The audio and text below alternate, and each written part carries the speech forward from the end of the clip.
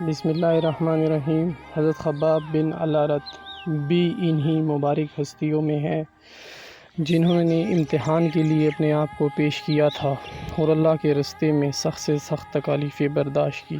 شروع ہی میں 5-6 آدمیوں کے بعد مسلمان ہو گئے تھے، اس لیے بہت زمانے تک تکالیفیں اٹھائیں۔ لوہے کی زرہ پہنا کر ان کو دھوپ میں ڈال دیا جاتا، جس سے گرمی اور تپش کی وجہ سے پسینوں پر پسینے بہتے رہتے۔ اکثر اوقات بالکل سیدھا گرم ریت پر لٹا دیا جاتا، جس کی وجہ سے کمر کا گوشت تک گل کر گر گیا تھا۔ یہ ایک عورت کے غلام تھے۔ اس کو خبر پہنچی کہ یہ حضور اقدس صلی اللہ علیہ وسلم سے ملتے ہیں، تو اس کی سزا میں لوہے کو گرم کر کے ان کے سر کو اس سے داغ دیتی۔ حضرت عمر رضی اللہ تعالیٰ عنہ نے ایک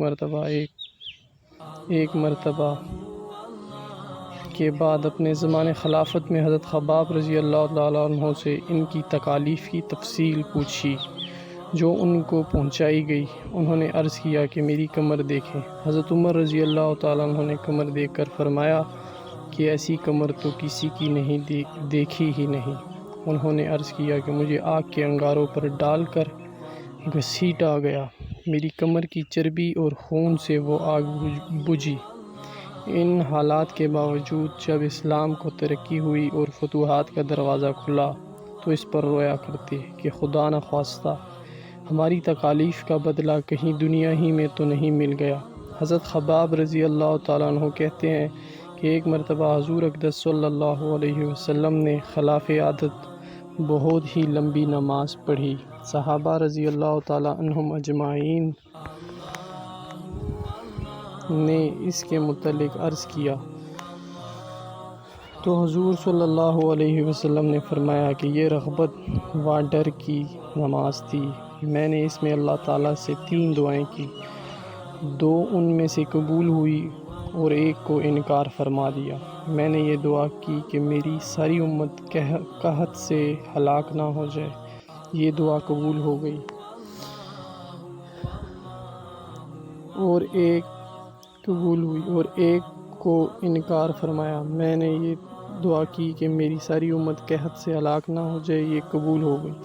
دوسری یہ کہ دعا کی کہ ان پر کوئی ایسا دشمن مسلط نہ ہو جائے جو ان کو بالکل مٹا دے، یہ بھی قبول ہو گئی۔ تیسری یہ دعا کی کہ آپس میں لڑائی جھگڑا نہ ہو، یہ بات منظور نہیں ہوئی۔